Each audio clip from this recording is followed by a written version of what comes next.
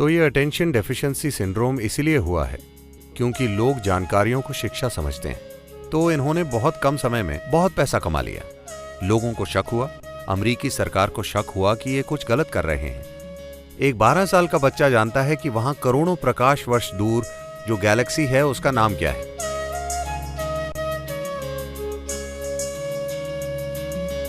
अगर आप मेरी बातों पर ध्यान नहीं देंगे तो क्या आपको पता चलेगा मैं क्या कह रहा हूं?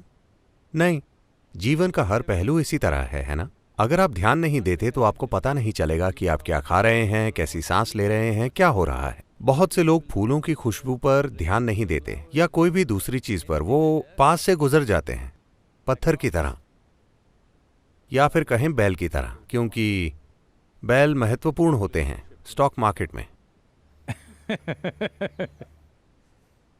तो ये विकास प्रक्रिया में पीछे जाना हुआ। अगर आप बैल या भालू की तरह चलें तो आप पीछे जा रहे हैं। आप विकसित होकर इंसान बने हैं, इसमें लाखों साल लगे हैं। अब आपको पीछे नहीं जाना चाहिए। इंसान होने का मतलब है, इंसान के बारे में अनूठी चीज ये है कि हम वही चीजें करते हैं जो जानवर करते हैं। बस यही है कि जो जानवर करते हैं हम भी वही करते हैं, लेकिन हम उसे जागरूक होकर कर सकते हैं। ये बहुत बड़ा फर्क है। और किसी चीज को जागरूकता से करना तब तक संभव नहीं होगा जब तक आप उन चीजों पर पर्याप्त ध्यान नहीं देते जो आप करते हैं या नहीं करते। विशेष रूप से वो चीजें जो आप नहीं करते, आपको उन पर पूरा ध्यान देना चाहिए, वरना वो आपके अंदर घुस जाएंगी। तो ये अटेंशन डेफिशिएंसी सिंड्रोम इसीलिए हुआ है क्योंकि लोग जानकारियों को शिक्षा समझते हैं। फिलहाल हमारी पूरी शिक्षा व्यवस्था ही ऐसी है। आप पर जानकारी का ढेर डाल देना। आप जितनी ज्यादा जानकारी का ढेर लगाएंगे किसी दिमाग में, या कहें कि बचपन से जानकारी डाली जाए, तो उसकी ध्यान देने की रुचि उतनी ही कम हो जाएगी।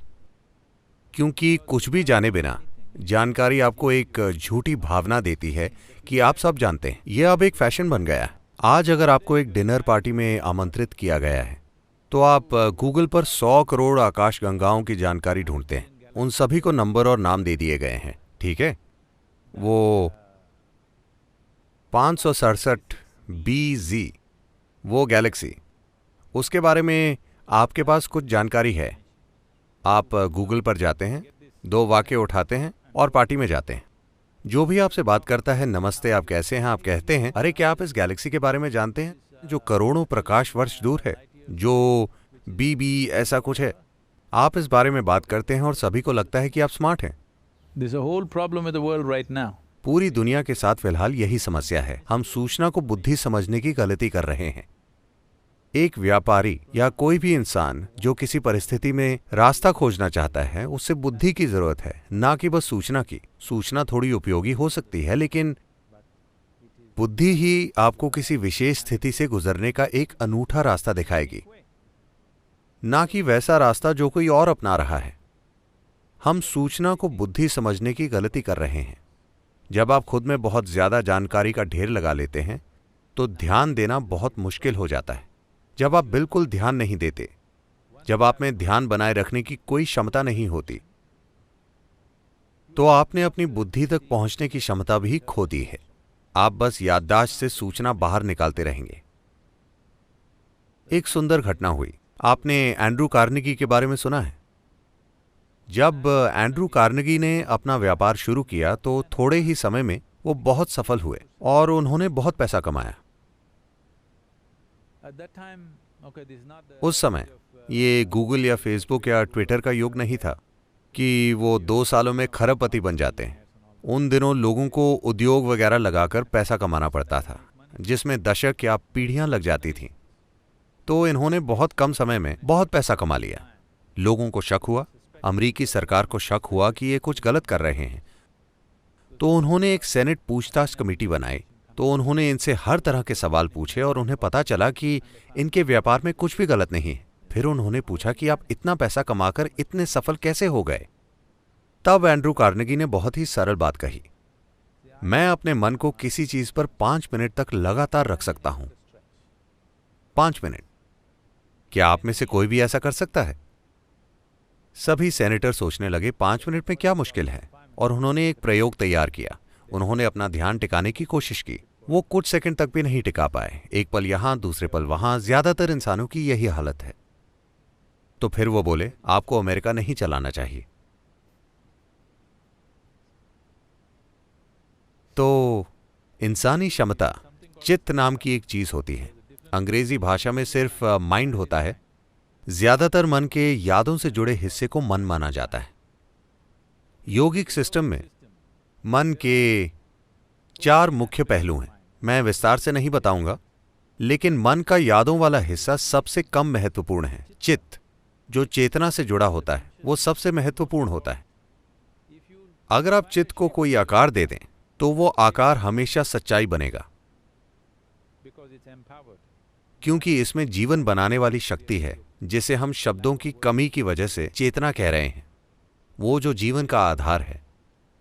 जब आपका मन उससे जुड़ जाता है तो आपका मन जो आकार लेता है, मन एक बादल की तरह है। आप उसे कोई भी आकार दे सकते हैं। आप उसे देवता बना सकते हैं, आप उसे शैतान बना सकते हैं, आप उसे पशु बना सकते हैं, आप उसे जो चाहे बना सकते हैं। ये एक आकार रहित चीज है। तो अपने चित्त को आप जो आकार देते हैं वो हमेशा दुनिया में सच्चाई बनेगा, क्योंकि इसे जीवन को बनाने वाली ऊर्जा से शक्ति मिलती है।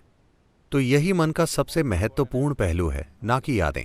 यादें सिर्फ भौतिक चीजों को संभालने के लिए जरूरी हैं। ये हो सकता है कि एक व्यापारी बस भौतिक चीजों को संभालना चाहे, ये ठीक है, लेकिन मैं चाहता हूं कि व्यापारी का जीवन एक मजेदार रोमांच बन जाए, जहां नई संभावना को खोजने की प्रक्रिया उसके अनुभव में भी वाकई नई संभावनाएं लाए, ना कि सिर्फ आर्थिक संभावनाएं बने। और ये संभावना एक व्यापारी के जीवन में मौजूद है कि वो अपने व्यापार को एक आध्यात्मिक संभावना और आध्यात्मिक विकास में बदल सकता है, या अपने अस्तित्व के विकास में, जो मुझे लगता है कि सभी को खोजना चाहिए। यही वजह है कि हम एक आध्यात्मिक तत्व लाने की कोशिश कर रहे हैं। सफलता आसानी से मिलेगी किसी अन्य चीज की तुलना में, क्योंकि सफलता इसीलिए आसान नहीं होगी कि कोई जादू होगा, बल्कि इसीलिए कि आप अपनी पूरी क्षमता से काम करते हैं। अगर आप जानते हैं स्कूलों में 3 टांगों वाली दौड़ होती है। आपकी 3 टांगें होने पर भी आप धीरे भागते हैं, 2 टांगों से आप तेज भागेंगे, है ना? 3 टांगों से आपको ज्यादा तेज होना चाहिए, अगर आप सिर्फ संख्याओं को देखें तो। लेकिन ये ऐसा है, ज्यादा सूचना के साथ। ज्यादा सूचना का मतलब है कि जो चीज आपकी नहीं है उसे आप अपनी यादों से जोड़ लेते हैं और उसके आधार पर अपनी पहचान बना लेते हैं। आप जितना ज्यादा वैसा करते हैं, आप उतने ही कम असरदार बनते जाते हैं। लेकिन फिलहाल हमारी पूरी शिक्षा व्यवस्था जानकारी देना है, और इंटरनेट मौजूद है। एक 12 साल का बच्चा जानता है कि वहां करोड़ों प्रकाश वर्ष दूर जो गैलेक्सी है उसका नाम क्या है, जो उसके लिए अच्छा नहीं है, क्योंकि ये ज्ञान नहीं है, ये किसी भी तरह से उपयोगी नहीं है, ये बस अपनी बढ़ाई करने के काम आता है। और सबसे बढ़कर यह आपकी ध्यान देने की क्षमता नष्ट कर देगा, क्योंकि ध्यान देने का आधार ये है कि आपको एहसास है कि आप इस ब्रह्मांड में एक कण को भी ठीक से नहीं जानते, आप एक अणु को भी पूरी तरह से नहीं जानते, इसीलिए आप ध्यान दे पाते हैं। If you think I know this, you cannot pay attention. अगर आपको लगता है मुझे ये पता है, तो आप ध्यान नहीं दे सकते। जानकारी का घमंड ही आप में ध्यान देने की कमी पैदा करता है।